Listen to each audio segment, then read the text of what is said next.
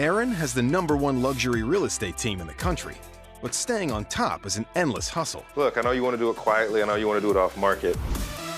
Sometimes he likes to inspire his agents by taking them to the listings of their dreams.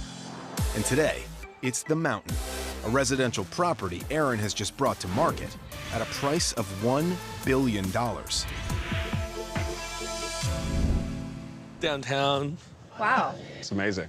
Wow. Very nice. We feel like this is a representation of who we are and where we want to be. And it's pretty much literally the top of not only the food chain in real estate, but the top of Beverly Hills. What's the commission on this, Aaron, if we sell this thing? You know, I never count my commission. If you have a buyer, we'll figure it out real quick. Yeah, right. Morgan has been with me for about a year. He's great with people. He's great with sales. He's this ex-pro NFL player. He's super successful, both in life and in real estate. But I think it could be so much bigger. I'm super proud of you because you're killing it. Like, you're doing super well. You're one of my top. Thank you. And you have your thing going. Sure. And I can't criticize it too much, but I can because I hate the way you're doing it. I get it. I feel like you're doing it all so quiet. Sure. Morgan is considered the pocket king because that's the way he set up his business. A pocket listing is a listing that does not officially hit the market. So it's not on multiple listing services. Oftentimes, it's not advertised. He saves money from not marketing the property. But in saving money, he's not advertising the property to a global marketplace, and he's certainly not getting his name out there. And it drives me crazy because I believe that the way to sell real estate is to market, to advertise, to expose, and in turn, it helps us to build our own businesses at the same time. You're almost out of business if your name isn't on properties because people don't know what you're doing. So when it sells, it comes and goes. Right. I would love to transition him into an agent that takes all those pockets and turns them into listings. Imagine if you started actually listing houses. Right, yeah. All of a sudden, buyers are gonna come to you, sellers are gonna come to you. It's funny because with football and always being in lights, I kind of got to real estate and said, you know what, I'm gonna do things quietly, and just kind of go about my business. But I got to use that same mentality and take it to real estate. So, you're right. The NFL and real estate, there's similarities between the two.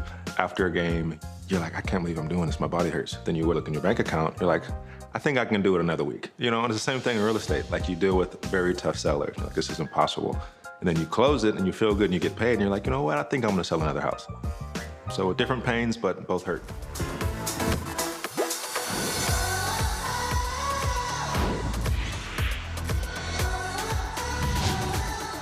Shortly after Aaron urged him to start taking listings on the open market, Morgan found a potential candidate, a house out in Woodland Hills. It's owned by a young couple who are just about finished remodeling the property, and they'd like to see it sell for $3 to $5 million, a high price point for the area. Morgan. Justin, how What's are up, you? man? Good to see you. Good to see you. Likewise. Come on in. How are This is you? Tanya. Tanya, how are you? Is this Logan? How are you, sir? Uh-oh. This is what's going to be kind of the great room kitchen.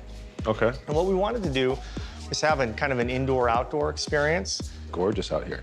Woodland Hills house is 7,000 square feet, has 5 bedrooms, 7 baths on nearly 4 acres. So this is the living room, movie theater room. It's such a comfortable space. It's very cozy, yeah.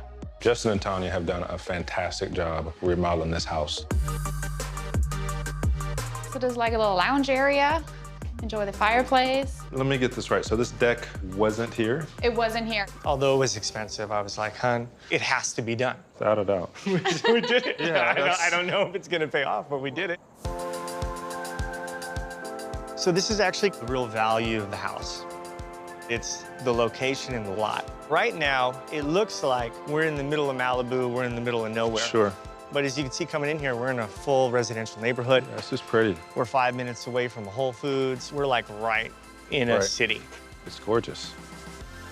You guys have put so much work into it. Yeah. So why sell it? We've been moving around, doing projects, fixing them up, renting them, selling them. Sure. And this was kind of our biggest project, and it was going to be for us. Yep. But if we sell this place for the right price, I mean, it could be a meaningful amount of money for our family.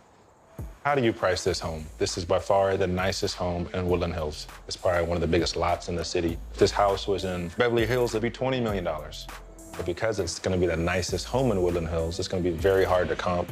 And you get to find a specific buyer that understands Woodland Hills has never seen this before. Obviously, first, thank you so much. I really appreciate you inviting me into your home. It's gorgeous. We had to really think about, well, who would buy this home? Right. And so we think athletes. Sure. Los Angeles has a lot of professional teams. If we could get the story of this home in locker rooms, there'd be a couple folks that might connect with. I'm working with some athletes now that play for the Rams, but I don't market myself much towards athletes. A lot of athletes can't really afford this home. I've done, over 50 million in sales my first almost 2 years. Personally? Yeah, but a lot of that has been off-market sales. So I've kind of made my name as the pocket king. Okay. If I can do that well off-market, I can do much more on-market. I feel like if you put this on the MLS, that I'm not going to get that kind of explosive energy that you give some other homes as a pocket listing. You wouldn't be as attentive as saying, hey, I've got a real opportunity here, kind of a window to really hustle. You'd have to trust me, you know what I mean? And I would say, if you think that would be me, we probably shouldn't work together. Hey, There he is. Hi, baby. How are you? Good to Good to see you. Likewise. Oh, you're looking good, How looking are you? good. Thank you for coming. I'm having the team come by today to give me an opinion on price. Good to see you. Good to see you, too. How are you, sir? Good to see you, man. I'm thinking it's somewhere between 4 million and 425. If it had a different zip code or if it was 5 minutes north, we'd be doubling the price. But because Woodland Hills is in the valley, it's 50 degrees hotter. They call it the valley because it's in between two mountains. And that mountain is cutting you off from the ocean and the ocean breeze, and it's hot. The valley is a great place. It's just hotter and cheaper and hotter as well. Look at this. Okay, like this it. is magnificent. We did this in Beverly Ridge Terrace. It's totally on trend right now. How do you feel about not having gas? I feel like this is 1980s, and I never would have put this in. Do you remember this? Bingo. It's really important when you bring a house to market, you price it well because it's really hard for you to change the market's perception on that house if you price it too high. What makes a house sell is when you renovate it very simply so the buyers can come in and put their own take on it. Yeah. So I think they did a really great job. It's very clean, pops of color with art, flowers. It does have a broad appeal.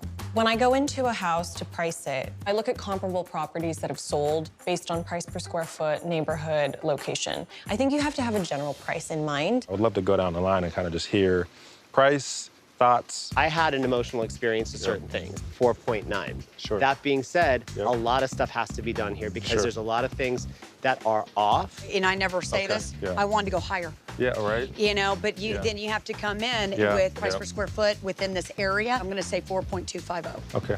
I walked into the house and I was thinking 4.2. Okay. But as I walked through the house more, I kind of came more to a valuation of like 4. Right. So I came in at 4.5, but because of all those finishes that aren't as high end, Sure. I brought my price down to about 4.25. Maximum you should put it on at is 4.4. Okay. I think 4.25 would be a great number to start. We all said it individually, 4.250, Yep. and then see where it goes. And then I think where, Neyshia, you're gonna come in, you're probably start, gonna be the yeah. winner chicken dinner. After speaking with the team, it looks like I was right on with pricing. 4 million, 425. So that gives me confidence that we're gonna get a good price for this. Like Aaron says, get your name in lights. There you go. You saw the jazz hands Jazz too. hands. That's just Jazz it, hands. I think right? that was maybe the most effeminate thing I've ever seen Morgan do.